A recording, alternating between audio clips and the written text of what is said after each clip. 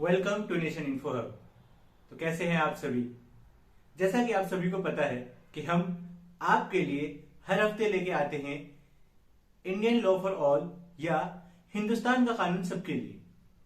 और उसी के तहत हमने हिंदुस्तान के संविधान के बारे में पढ़ना शुरू किया। संविधान में क्या बोला गया, क्या राइट्स दिए गए, क्या ड्यूटीज है, क्या लॉज है, इन सब के बारे में हम बात कर रहे हैं। पिछला वीडियो था हमारा, वो था आर्टिकल 29 और 30, जिसके लिए आप ऊपर आई बटन पर क्लिक कर हमारे पुराने वीडियो को देख सकते हैं और आर्टिकल 29 और 30 को समझ सकते हैं। तो चलिए इसी सिलसिले को हम आगे बढ़ाते हैं और समझने की कोशिश करते हैं अगले आर्टिकल को, जो कि है आर्टिकल 31 या 31। क्या है आर्टिकल 31? क्या बोला गया है इसमें? ऐसी क्या चीज है जो इस आर्टिकल को एक स्टैंड अलोन अकेला अपने आप में खड़ा कर देती है? तो शुरुआत करने से पहले एक सवाल होता है। हम लोग रहते हैं, अलग अलग जगह पे रहते हैं और उसके लिए हम लोग को जमीन की जरूरत पड़ती है, या हमको खेती करनी है उसके लिए भी हमको जमीन की जरूरत पड़ती है। बिना जमीन के तो आप खेती कर नहीं सकते, तो जमीन बहुत जरूरी है। तो क्या हमारे संविधान में कोई एक ऐसा जगह है जहां पे बोला गया हो कि इंडियन सिटीजन जो है उनको एक हक दिया गया है, एक राइट दिया गया हो, एक अधिकार दिया गया हो कि आप जमीन खरीद सके, आप जमीन को अपने हक में ले सके? और एक बात कि क्या जमीन जो है, जो आपको हक दिया गया है कि जमीन आप एक्वायर करें, वो फंडामेंटल राइट है या कॉन्स्टिट्यूशनल राइट है, और बोले तो हम लीगल राइट है? तो इन सब का जवाब जो है हम लोग को मिलता है आर्टिकल 31 में। इंडियन कॉन्स्टिट्यूशन का आर्टिकल 31 जो है वो आपको बोलता है कि आपके पास राइट है कि आप प्रॉपर्टी को एक्वायर कर सके, आप प्रॉपर्टी को अपने हक में ले सकें। इस राइट को दिया गया, और इसी राइट को एक जगह और मेंशन किया गया था जब हमारा संविधान लागू हुआ था। मतलब कि 1949 में जब हमारा संविधान लागू हुआ था, तो उस टाइम पे भी इस राइट को, प्रॉपर्टी का जो ये राइट है, उसको एक दूसरी जगह पे भी दिया गया था। वो है आर्टिकल 19 क्लॉज 1 सब क्लॉज जी। शुरुआत में हमारे मुल्क में 7 फंडामेंटल राइट्स थे, मतलब मौलिक अधिकार जो है वो 7 दिए गए थे। लेकिन एक संवैधानिक संशोधन हुआ जिसके तहत अब सिर्फ और सिर्फ 6 फंडामेंटल राइट्स रह गए। तो वो एक फंडामेंटल राइट कहा गया, वो है प्रॉपर्टी का जो राइट है उसको मौलिक अधिकार से हटाकर उसको लीगल राइट या कॉन्स्टिट्यूशनल राइट बनाया गया। और ये बनाया गया संशोधन जो हुआ 44th अमेंडमेंट उसके जरिए से, मतलब कि 44वां संवैधानिक संशोधन जो हुआ उसके तहत ये राइट को यहां से हटाकर इसको रद्द करके दूसरी जगह पर डाल दिया गया, जो कि है आर्टिकल 300 में। तो अभी आर्टिकल 31 को हम देखते हैं। उसमें इसके क्लॉज जो है ABC 3 क्लॉज है, 1 2 3। इसमें क्या क्या बोला गया है हम इसको समझने की कोशिश करते हैं।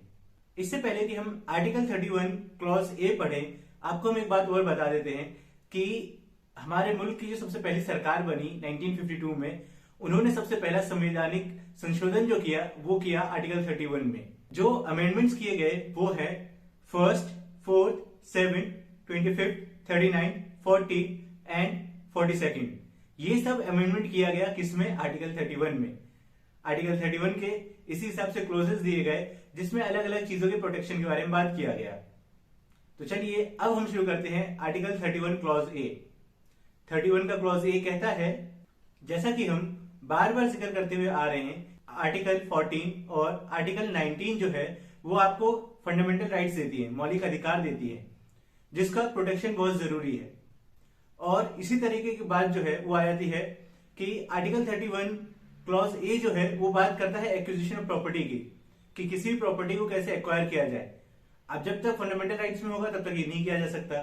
तो जब पहला संवैधानिक संशोधन हुआ और उसके तहत आर्टिकल 31 में कुछ अमेंडमेंट किए गए, उसमें 5 क्लॉजेस दिए गए, जिसके तहत था कि किसी भी कंपनी को मर्ज किया जा सकता है, किसी प्रॉपर्टी को पब्लिक यूज के लिए लिया जा सकता है, और भी बहुत सारी चीजें हैं। तो इससे आसानी हो गई सरकार के लिए कि वो किसी प्रॉपर्टी को एक्वायर करे और उसको पब्लिक के फायदे के लिए इस्तेमाल करे।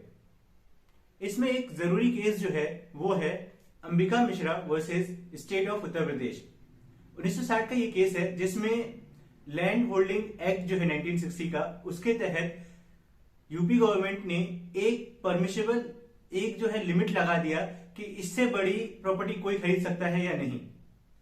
इसके साथ ही साथ लैंड एक्विजिशन एक्ट का सेक्शन 3 क्लॉज 17 जो है वो है, उसके तहत ये बोला गया कि सिर्फ एक मेल जो है, जो मर्द है, उसी को लैंड का मालिक माना जाएगा, जमीन का मालिक माना जाएगा। और कोई भी अनमैरिड वुमेन है, मतलब कि अविवाहित महिला है या किसी महिला के कोई पति है, तो उसको भी ओनर के तहत पे नहीं माना जाता था, जिसके तहत कई सारे लोगों को ये जो एक्ट है एक डिस्क्रिमिनेटरी एक्ट लगा। लेकिन सुप्रीम कोर्ट ने इसको कॉन्स्टिट्यूशनल वैलिडिटी दी, इसको article 31 clause 1 sub clause A के तहत ये बोला कि ये वैलिड है, ये ठीक है, इसमें कोई गड़बड़ नहीं है। तो चलिए अब हम आगे बढ़ते हैं और समझते हैं article 31 clause B. Article 31 B जो है वो कहता है, कुछ ऐसे लॉज के बारे में बात करता है, एक्ट्स एंड रेगुलेशन के बारे में बात करता है जिसकी वैलिडिटी को बताया जाए। मतलब कि आर्टिकल 31 बी है वो बात करता है एक्ट्स एंड रेगुलेशन की वैलिडेशन की, उसके सही होने के बारे में बात करता है। आर्टिकल 31 बी जो है वो प्रोटेक्ट करता है, वो सुरक्षा देता है कुछ एक्ट्स और लॉज के जो कि हमारे कॉन्स्टिट्यूशन के शेड्यूल 9 में है। उसके ऊपर कुछ सवाल उठाया जाए कि ये फंडामेंटल राइट्स के अगेंस्ट में जा रहा है, तो उन सब से बचाने के लिए ये क्लॉज दिया गया। और इससे रिलेटेड जो एक जरूरी केस है वो है वमन Rao versus union of India, all India reporter 1981, supreme court के पेज नंबर 71 में आप इसको देख सकते हैं।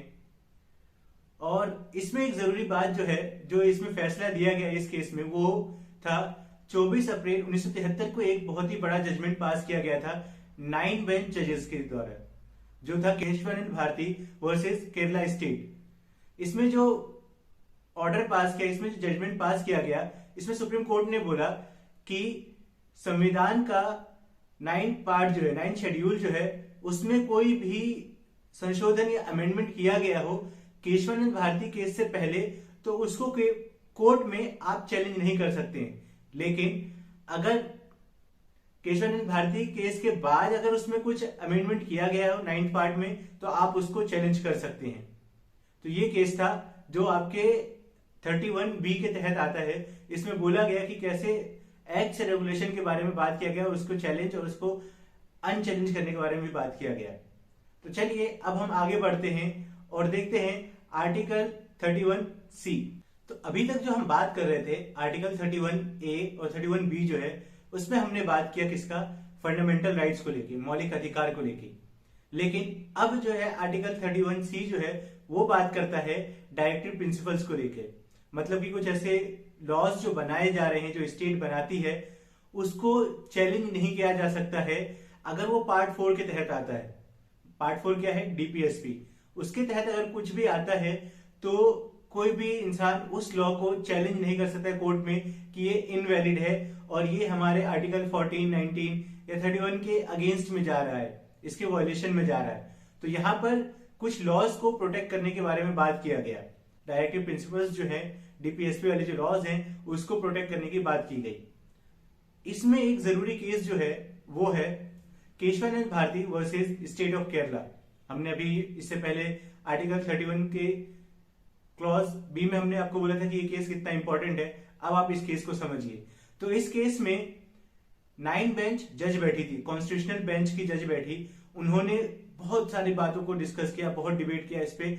और फिर एक जो बात उन्होंने बोला वो ये बोला कि बेसिक स्ट्रक्चर जो है हमारे कॉन्स्टिट्यूशन का, उसको नहीं बदला जा सकता है। मतलब कि मूल रूप जो है संविधान का, उसको आप नहीं बदल सकते हैं। आप अमेंडमेंट कर सकते हैं किसी तरीके से, किसी दूसरी जगह में, लेकिन बेसिक स्ट्रक्चर उसका चेंज नहीं होना चाहिए। अब बेसिक स्ट्रक्चर में क्या है कि लिबर्टी होना चाहिए, इक्वालिटी होना चाहिए, फ्रेटर्निटी होनी चाहिए। जिन चीजों की बात की गई, जो प्रियम्बल में जो बात की गई है, वो कहते हैं उसको बेसिक स्ट्रक्चर, उसमें कोई बदलाव नहीं होना चाहिए।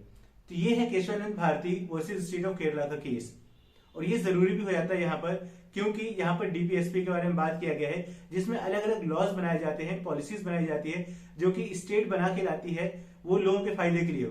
तो यहाँ पर इसको चैलेंज नहीं किया जाए, इसलिए आर्टिकल 31 क्लॉज सी लाया गया हमारे कॉन्स्टिट्यूशन में।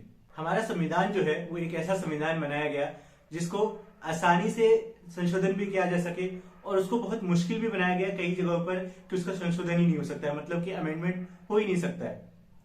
अब ऐसा है कि इतना भी रिजिड नहीं होना चाहिए कि बिल्कुल ही बदला ना जा सके, और इतना भी फ्लेक्सिबल नहीं होना चाहिए कि हर चीज बदल दी जाए। तो इसी वजह से जो हमने आपको बात किया केशवानंद भारती केस, उसमें इस बात को बोला गया कि बेसिक स्ट्रक्चर बना रहना चाहिए। तो ये था आर्टिकल 31, उसके आर्टिकल 31A, 31B, 31C। इसमें हमने देखा कि कैसे अलग अलग फंडामेंटल राइट्स के बारे में बात किया गया, और उसके बाद कैसे डीपीएसपी के बारे में बात किया गया, और फिर इसी चीज को जो हमारे प्रॉपर्टी का राइट है उसको उठाकर कहीं दूसरी जगह रखा गया, और वहां पे हमको उस चीज को कॉन्स्टिट्यूशनल राइट या लीगल राइट में बना दिया गया। अब आपका ये फंडामेंटल राइट नहीं है कि आप उसके लिए कोर्ट में जाकर आप उसके लिए लड़ाई करें, वो चीज करें। लेकिन एक चीज है, अगर आपकी प्रॉपर्टी सरकार ले रही है या स्टेट गवर्नमेंट आपकी प्रॉपर्टी को एक्वायर कर रही है, तो आपके पास ऑप्शन है कि आपको कंपनसेशन या मुआवजा दिया जाए।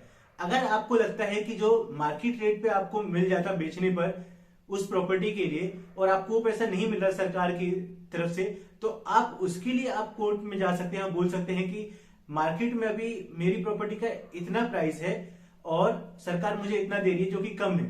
तो आप अपनी इस लीगल राइट के लिए फाइट कर सकते हैं, लेकिन आप ये नहीं बोल सकते हैं कि राइट टू प्रॉपर्टी जो है वो आपका फंडामेंटल राइट है। मैं उम्मीद करता हूं कि आपको आर्टिकल 31 अच्छे तरीके से समझ आ गया है। अगर आपको कुछ परेशानी है या कुछ बात समझ में नहीं आ रही है, तो आप नीचे कमेंट सेक्शन में लिखकर मुझे बता सकते हैं, ताकि मैं अपने आप को और बेहतर कर सकूं और अच्छी तरीके से आपके सामने प्रेजेंट कर सकूं इन चीजों को। Thank you for watching nation Info hub.